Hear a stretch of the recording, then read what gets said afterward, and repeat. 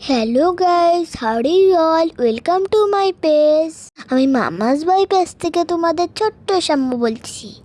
আজকের ব্লগটিতে থাকবে বক্কার বিয়ে নিয়ে। আমি হালকা ড্রেস পরেই বের হয়েছিলাম, রান্নি করতে হবে তো তাই। বিয়ে বাড়ি আসার আগে দিয়ে আমি ড্রেস চেঞ্জ করে ফেলেছি। আমরা বেশ সন্ধ্যার মধ্যেই নরসিংদীতে পৌঁছে গেলাম। পৌঁছানোর পরে আমাদেরকে নাস্তা দেওয়া হলো। আমি গিয়েই কাকিমণির সাথে দেখা করতে চলে গেলাম। এদিকে বক্কা বিয়ের মণ্ডপে বসে পড়েছে, যে কাকিমণিকে নিয়ে আসা হচ্ছে আশীর্বাদ করার জন্য।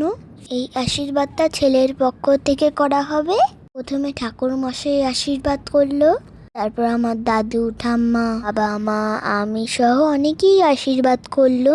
এখানে আশীর্বাদ করার সময় মেয়েকে স্বর্ণবস্ত্র দিয়ে আশীর্বাদ করতে হয়। এখানে কনের যা যা জিনিস দরকার সেগুলো দেওয়া হয়। পান, সুপারি, মিষ্টি, মাছ এগুলো দিতে হয় আশীর্বাদের সময়। এখানে বক্কা রেডি হয়ে আসলো বিয়েতে বসার জন্য। আমি ছোক্কার বন্ধুদের সাথে বসে গল্প করছিলাম। কিছুক্ষণ পর কাকিমণি আসলো, তারপর বিয়ের নিয়মগুলো শুরু হয়ে গেল। প্রথমে 7 পাক ঘোরার পরে শুভ দৃষ্টি হয়। এরপর মালা বদল শেষ করে পরবর্তী রিচুয়ালগুলো শুরু হয়ে গেল। আমি তো দাঁড়িয়ে দাঁড়িয়ে পুরো বিয়েটা দেখেছি। আসলে অনেক নিয়ম থাকে তো, এগুলি না দেখলে বলা যায় না। এগুলি বলার চাইতে দেখতেই বেশি ভালো লাগে। হাতের বিয়ে শেষ হওয়ার পরপরই বাসি বিয়েটাও হয়ে গিয়েছিল।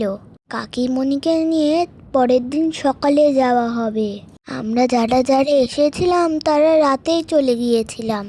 শুধুমাত্র কয়েকজন ছিল। আমার থাকার অনেক ইচ্ছা ছিল, কিন্তু আমার পরীক্ষা থাকার কারণে চলে গিয়েছিলাম। এই দেখো, আমিও সবার সঙ্গে সঙ্গে ঘুরছি। আমি এদিন বিয়েতে অনেক মজা করেছি। আজকের মতো ব্লগটি এই পর্যন্তই বন্ধুরা। সবাই ভালো থেকো আর আমার জন্য আশীর্বাদ করো। Tata, bye bye.